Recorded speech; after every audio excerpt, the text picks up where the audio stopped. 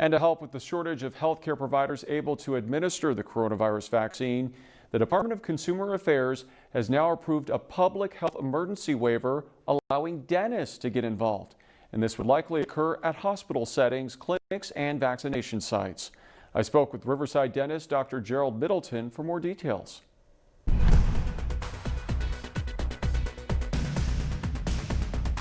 Dr. Middleton, thanks so much for joining us. Well, thank you for having me. I appreciate it. First off, tell us about the emergency waiver and why was it needed?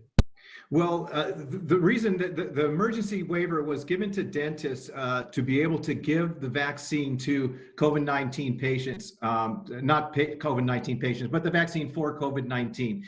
And currently, under our scope of practice, dentists aren't allowed to give vaccinations. But this was a waiver for this situation for us to be able to give vaccinations to help out. And the second part of your question was, why is this needed? Right now, the problem of getting the vaccine out isn't the amount of vaccine, it's being able to actually get it into arms. And there's just not enough manpower.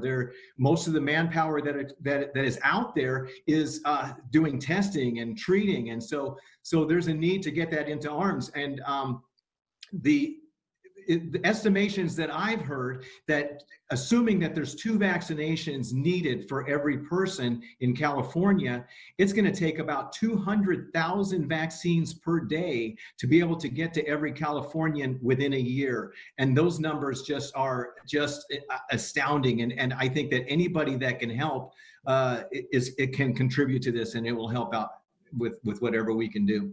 For people who might be looking at this with a raised eyebrow, why should they feel comfortable going to a dentist to get the vaccination?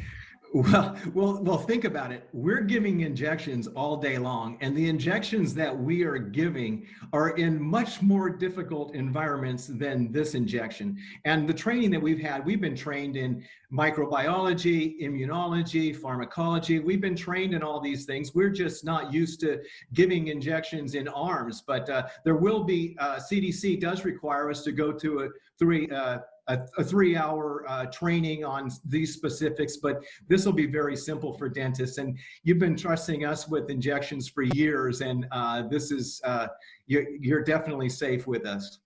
And will dentists be distributing the vaccine at their offices, or will you be going somewhere to help provide these vaccinations?